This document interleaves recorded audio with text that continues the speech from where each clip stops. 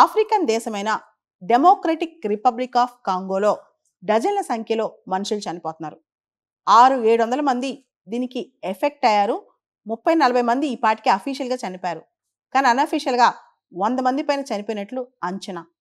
ఒక మిస్టీరియస్గా ఒక సిక్నెస్ వస్తుంది. మనుషులు పిట్టల్లా రాలిపోతున్నారు.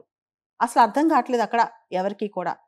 చాలా ఎలిమినేషన్ టెక్నిక్స్, ఇది కాదా ఇది అవునా ఏ జబ్బు ఇది ఎవరికి అర్థం కావట్లేదు అనమాట. African centre for disease control and prevention కథనం ప్రకారం ఇది ఒక సెవియర్ అక్యూట్ మలేరియా అయి ఉండొచ్చు కదా అని. కానీ దీనికి ఎటువంటి ఆధారాలు లేవన్నమాట. ఈ సందర్భంగా ఒక వార్త చర్చల్లోకి వస్తుంది. అదే డిసీజ్ ఎక్స్. 2018లోనే వరల్డ్ హెల్త్ ఆర్గనైజేషన్ వాళ్ళు డిసీజ్ ఎక్స్ గురించి వార్నింగ్ ఇచ్చారు. ఆ తర్వాత మనం చూసాం కోవిడ్ పాండమిక్. కోవిడ్ కంటే 7 రెట్లు అత్యంత ప్రమాదకరమైన కొత్త డిసీజ్ వస్తుందంట భవిష్యత్తులో. అది వస్తే కనుక దాదాపు ప్రపంచంలో 5-10 కోట్ల మంది చనిపోతారంట. సగం ప్రపంచం ఎఫెక్ట్ అవుద్దంట.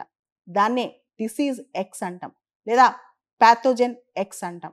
అయితే ఈ డిసీజ్ మనుషుల వల్ల వస్తుందా, ఇది వైరసా బ్యాక్టీరియానా, ఎక్కడి నుంచి వస్తుంది ఎవరు చెప్పలేకపోతున్నారు.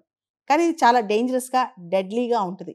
దీనికి సంబంధించి వ్యాక్సిన్స్ కానీ ప్రికాషన్స్ కానీ ముందే రెడీగా ఉండాలని, ప్రిపేర్నెస్ చాలా ఇంపార్టెంట్ అని వరల్డ్ హెల్త్ ఆర్గనైజేషన్ ప్రికాషన్స్ ఇస్తుందన్నమాట.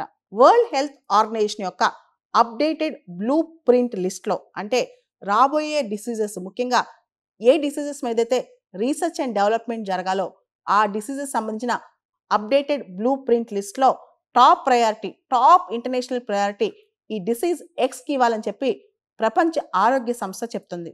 ప్రస్తుతానికి డిసీజ్ ఎక్స్ అనేది ఒక హైపోథెటికల్, ఒక ఇమాజినరీ. ప్రస్తుతం అది వాస్తవం కాకపోవచ్చు, కానీ ప్రస్తుతం అది పుట్టుండొచ్చు, పుట్టుండకపోవచ్చు. భవిష్యత్తులో మాత్రం అది వస్తే మాత్రం చాలా ప్రాణాంతకం. ముందే దానికి సంబంధించి ప్రపంచం సన్నద్ధం అవ్వాలని చెప్పి వరల్డ్ హెల్త్ ఆర్గనైజేషన్ చెప్తోంది కూడా. సైంటిస్టుల కథనం ప్రకారం రాబోయే డిసీజ్ ఎక్స్ అనేది ఒక కొత్త వైరస్ అయిండొచ్చని, అది 25 వైరస్ ఫ్యామిలీస్లోంచి ఒక వైరస్ స్ట్రెయిన్ బయటికి రావచ్చని, అది మానవాళిని కబళించవచ్చని అంటున్నారు. ఇప్పటికే మనం ప్రపంచంలో ప్రాణాంతకమైన జబ్బుల్ని, వైరసెస్ని చూసాం.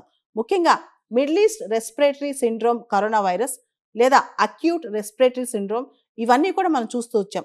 అంతెందుకు 2020లో కోవిడ్ వైరస్ ఎలా అవుట్బ్రేక్ అయింది, దాని తర్వాత మానవాళిని ఎలా కబళించి వేసింది, చాలామంది కోవిడ్ వల్ల ఎలా ఇన్ఫెక్షన్ గురయ్యారు, ప్రాణాలు కొంతమంది ఎలా కోల్పోయారు, ఇవన్నీ కూడా మనం చూస్తూ వచ్చాం.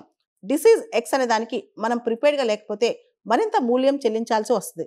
యూకేకి సంబంధించి కూడా న్యూ వ్యాక్సిన్ రీసెర్చ్ సెంటర్ వాళ్ళు కంప్లీట్గా డిసీజ్ ఎక్స్ సంబంధించి, ప్రిపేర్డ్నెస్ సంబంధించి, రీసెర్చ్ సంబంధించి సైంటిస్టులకి హెల్ప్ చేస్తున్నారు. కంప్లీట్గా ఈ న్యూ వ్యాక్సిన్ రీసెర్చ్ సెంటర్లో డిసీజ్ ఎక్స్కి సంబంధించి రీసెర్చెస్ జరుగుతున్నాయంట.